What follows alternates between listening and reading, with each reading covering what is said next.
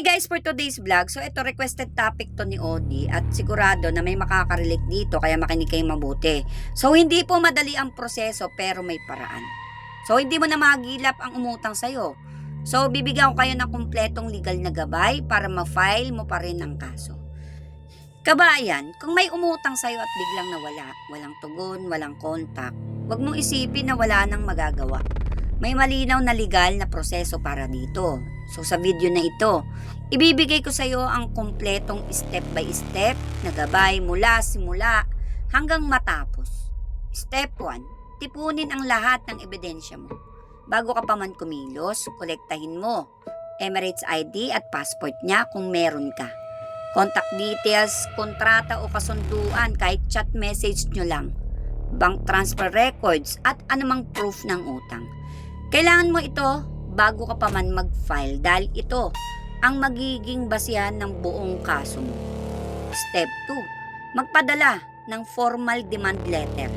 Ito ang unang legal na hakbang, isang sulat na naglalaman ng detalye ng utang, ang halaga at malinaw na deadline ninyo, 50 to 30 days, para magbayad. Kung walang tugon, dito ka na dadaan sa susunod na hakbang. Ang cost is minimal lang naman. Pwede mo itong gawin mismo o sa tulong ng abogado, mga 500 to 1,500 dirham kung gagamit ka ng abogado, okay? Step 3, piliin ang tamang klase ng korte base sa halaga. Kung ang utang ay nasa 100,000 dirham naman pababa, ang tamang daan ay ang small claims court. So mas mabilis, mas simple at hindi mo na kailangan ng abogado kung gusto mo. Kung mas malaki pa dito, dadaan ito sa regular civil court na mas mahaba at mas magastos ang proseso. Pag nasa 100k pataas na yun, okay? Step 4, i-file ang kaso kahit hindi mo na mahanap ang nangutang. Dito na papasok ang malaking solution sa malaki mong problema. Okay? Kapag na-file mo na ang kaso pero hindi mo siya mahanap para personal service, may dalawang option tayo. Una, court publication.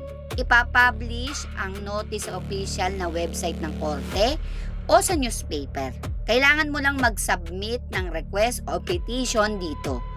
Pangalawa, court petition para makuha ang impormasyon niya. Pwede kang mag-petition para i-access ang records mula sa mga bangko, employer o immigration para malaman kung saan siya o kung umalis na ba ng bansa. Ang timeline, karaniwan ilang linggo hanggang 1 to 2 months ang proseso ng publication at approval bago makonsider na properly served ang notice. Step 5, kung sinadya niyang tumakas, mag-file din ng police court. Okay? Kung may basihan kang paniwalaan na sinadya niyang iwasan ang bayad, agad na mag-file ng police complaint. Ito ay lumilikha ng opisyal na record na maaaring maging batayan para sa travel ban sa hinaharap. Step 6, dumaan sa court hearing. Kapag na-serve na ang notice, personal man o sa pamamagitan ng publication, ipoproseso na ang kaso sa hearing. Kung hindi tumugon ang debtor or nangutang sa loob ng takdang panahon, kahit ma-publish na ang notice, pwede kang mag-apply ng default judgment. Ibig sabihin, mananalo ka kahit hindi siya lumitaw. Ang timeline, depende sa dami ng kaso ng korte. Karaniwan, 2 to 6 months mula sa unang pag-file hanggang sa judgment. Mas mabilis para sa small claims court. Okay? Step 7, kung manalo ka, magbubukas ng execution file.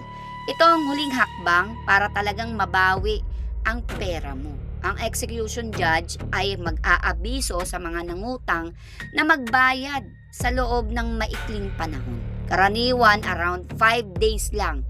Kung hindi pa rin siya sumunod, ito yung pwedeng mangyari. I-freeze o i-attach ang bank accounts niya, kumpiskahin ang assets niya, sasakyan, property kung meron man, ipapataw na ang travel ban hanggang mabayaran ng utang. So timeline nito, ilang araw hanggang linggo matapos ang judgment. Mas mabilis na ngayon dahil sa mga reforma noong 2026. Okay? So, cost breakdown neto, magkano ang gastos mo sa buong proseso? Ito na yun yung medyo mabigat-bigat ng konti. Sa court filing fees ho, karaniwan 6% ng claim value para sa onshore courts. Okay? Abogado pa. Optional para sa mga small claims.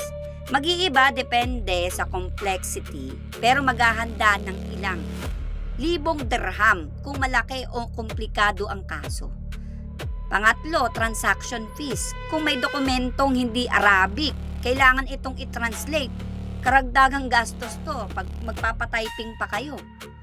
Sa pang-apat, execution fees. Karagdagang bayad kung kailanganin ang asset seizure o freezing orders. So, kailan worth it at kailan hindi worth it na ilaban? Dahil ang onshore fees ay umaabot ng halos 6% ng claim value. Plus abogado at translation cost, yung typing na yan, mag-isip ka muna kung talagang worth it pa ba.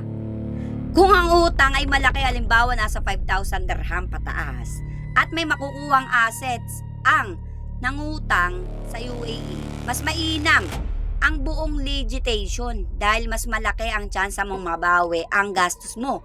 Paano kung wala naman siyang assets?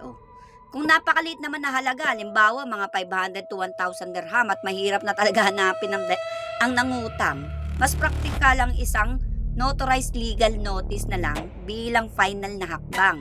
Sa halip na gumastos pa ng husto sa buong court process na baka hindi mo pa mabawi ang puhunan. So, pang-apat, nababala.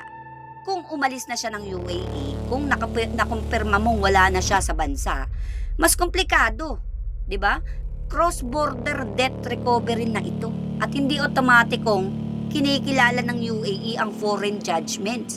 Pwedeng kailangan mong mag-file ng bagong kaso sa bansang kasalukuyan niyang tinitirhan. Kung nasa Pinas siya, nasa ibang bansa man siya, okay? So, panghuling babala sa inyo mga kabayan, huwag gumamit ng illegal na shortcuts.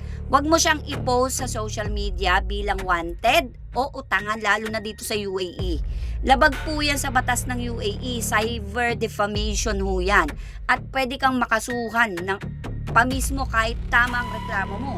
Alam ko nasa 200 to 500,000 dirham ang iyong magiging fine kapag nangyari ho yun. So sa madaling salita kabayan, may kumpletong legal na proseso para maituloy pa rin ang kaso kahit nawala na ang taong umutang sa'yo. Mula sa court publication ng notice hanggang sa cross-border recovery. Timbangin muna ang halaga ng utang laban sa gastos ng buong proseso bago ka magdesisyon kung itutuloy ba o hindi. So disclaimer lang, ang impormasyong ito ay galing lang po sa publicly available na batas ng UAE at legal advisory articles. Hindi po ito legal advice, okay? Para sa tumpak na proseso at cost assessment, kumonsulta po kayo sa isang licensed na abogado. So yun lamang po, maraming salamat. Please like and share my video.